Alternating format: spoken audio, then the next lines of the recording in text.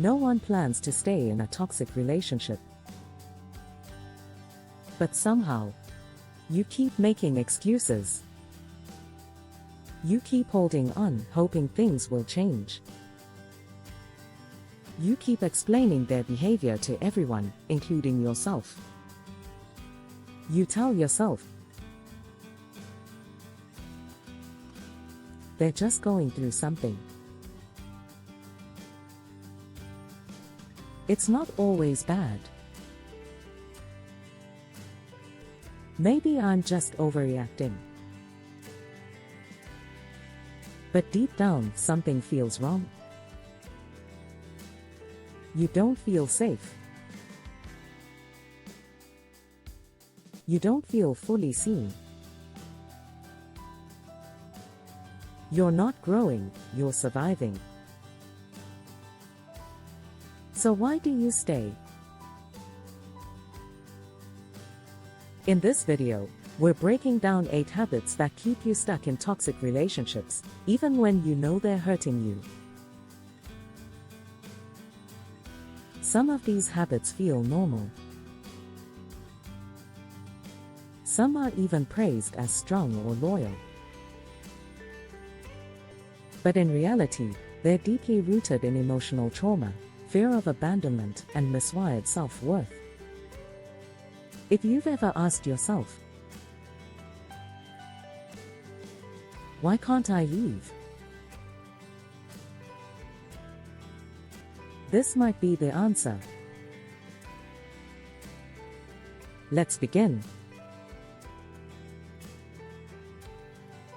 Habit number 1. You romanticize the past. You replay the beginning. The way they made you laugh. The way they looked at you like you were everything. The late night talks, the wild chemistry, the feeling of being chosen. And every time something toxic happens now, you go back to those memories like a safety blanket. You tell yourself, it wasn't always like this. They can be amazing when they want to be. We just need to get back to how it used to be. But that version of them, it might not even exist anymore. Or worse, it never truly did. Romanticizing the past is a trauma response. It's how we justify staying in pain. Because the truth that the person who once made us feel alive is now the source of our anxiety is too hard to accept. So we cling to what was, even when it's no longer real. Letting go doesn't mean those good moments weren't real. It just means you're finally choosing to believe that you deserve more than flashes of love between long stretches of pain. Habit number 2. You blame yourself for everything. They snap at you, and you apologize. They disappear emotionally, and you wonder what you did wrong. They lie, and you ask if you were too hard to talk to. When a relationship turns toxic, your self-worth starts to erode. Instead of seeing their behavior as unacceptable, you start to internalize their dysfunction as your fault. This shows up as over-apologizing, constantly walking on eggshells, second-guessing your instincts, being afraid to ask for what you need. You become hyper-aware of your flaws. You think if you could just be better, quieter, nicer, more understanding, they treat you better. But here's the truth. You're not responsible for someone else's inability to love you properly. You're not too much. You're not too sensitive. You're not the reason they can't regulate their emotions. Stop shrinking yourself to make room for their damage. You deserve a love that doesn't punish you for existing. Habit number 3, you stay for their potential. You see the best in them.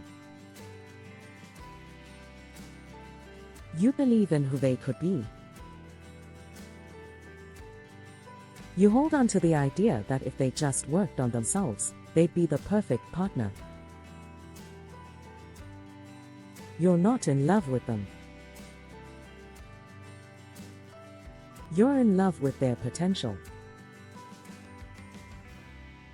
You convince yourself that they're just wounded. They've been through a lot. They need love to heal. And maybe that's true. But you are not their savior. Love is not rehab. You cannot fix someone who doesn't want to change. And even if they do, that work is theirs to do, not yours to carry. Staying for potential means you're sacrificing your present for a fantasy future. And in doing so, you abandon yourself. The question isn't, can they be better? It's, are they healthy now, today, in this moment? If the answer is no, then why are you still building a life on a maybe? Habit number 4, you're addicted to the highs and lows. Toxic love is a roller coaster. And that roller coaster is addictive. You argue, cry, break down. Then suddenly, there's a huge apology. They say all the right things.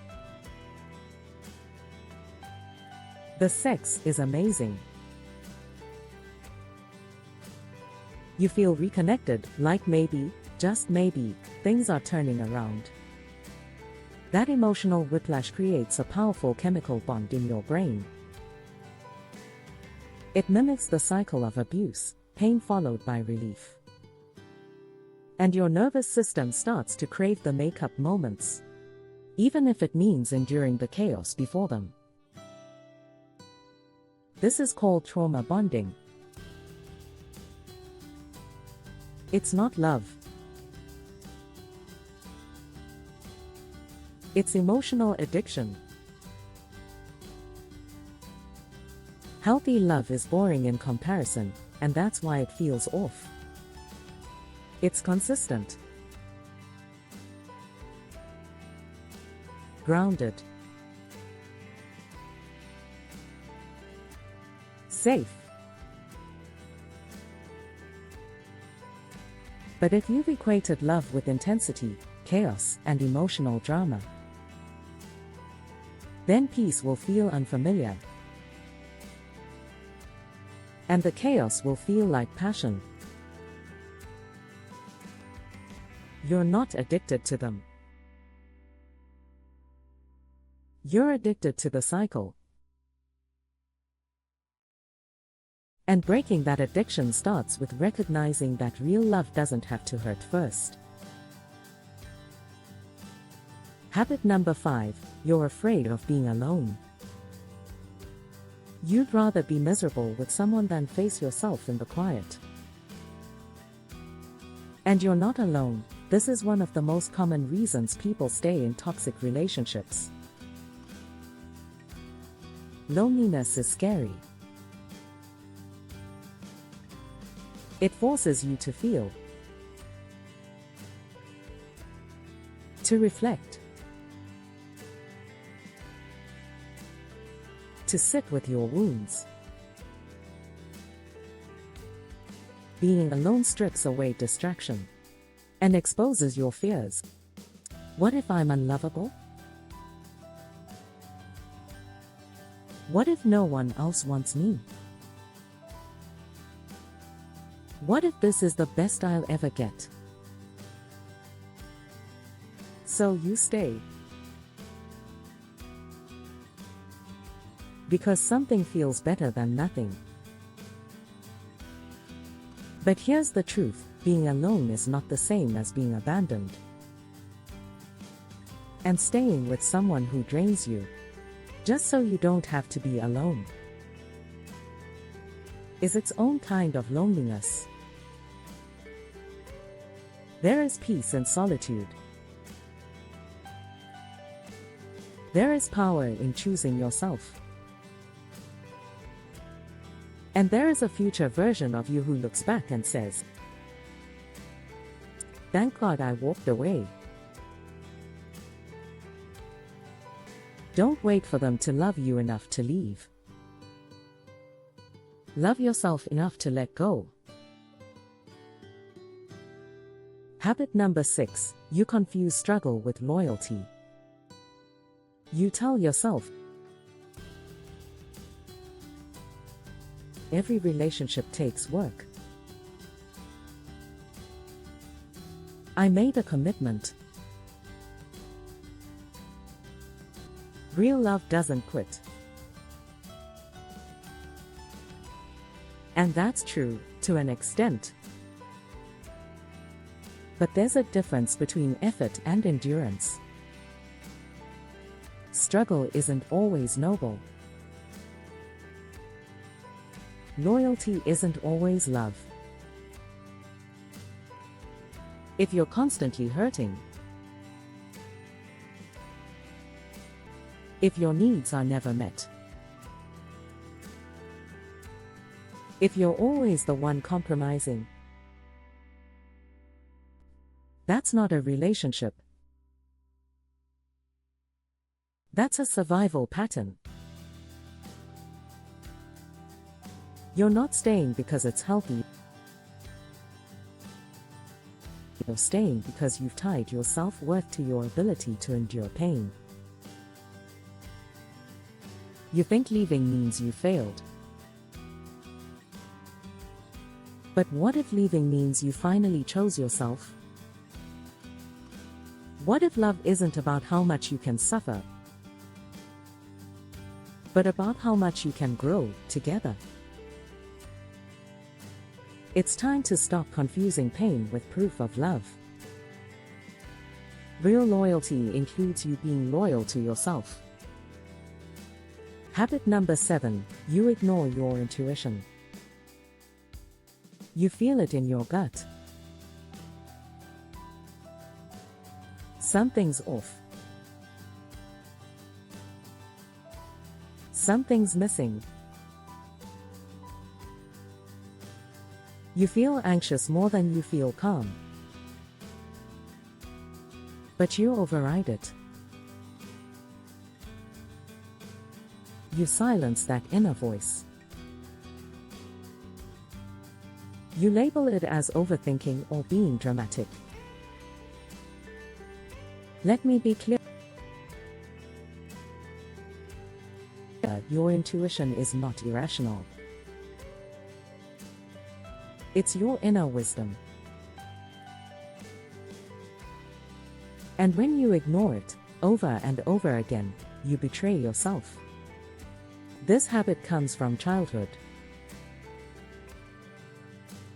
when your feelings were dismissed, when you were told to stop being sensitive, when you learned that your emotions made others uncomfortable. So now, even as an adult, you second-guess your truth. And in doing so, you stay in situations that harm you, because you don't trust yourself to leave. But here's the shift. Your body knows before your mind catches up. When love feels unsafe, your nervous system tells you, long before your brain does. Trust that. Your intuition doesn't need a reason. It just needs your permission. Habit number 8, you keep hoping they'll change. This is the hardest habit to break. You hold on because you believe in their capacity to grow. You've seen glimpses. You've heard the promises. You've tasted the version of them you know they could be. And every time they say, "I'll change," you believe them. Because hope is powerful. But sometimes, hope is how we avoid grieving. Because once you stop hoping, you have to start letting go. And that's heartbreaking. That means mourning the future you thought you'd have. It means facing the truth, they may never become what you need. People can change, but only if they want to. And even then, they might not become who you need them to be. Love them enough to let them go. Love yourself enough to stop waiting. You don't need to see a future version of them to walk away. You only need to ask, is this hurting me right now? And if the answer is yes, you already know what to do. If you saw yourself in any of these habits, that doesn't mean you're weak. It means you're human. We stay in toxic relationships not because we're broken, but because we were taught that love is something we have to earn, that we have to suffer for, that we have to fight to keep. But you're allowed to walk away from what drains you, from what confuses you, from what teaches you to doubt your own worth. Toxic love teaches you to abandon yourself. Healing teaches you to come home. Let this be that moment. Which of these 8 habits hit you the hardest? Let me know in the comments, you might help someone else feel less alone. If you're working on breaking these cycles, share this video with someone who needs it. And if you're ready to build relationships based on trust, respect, and emotional safety, subscribe. We're healing out loud. Together.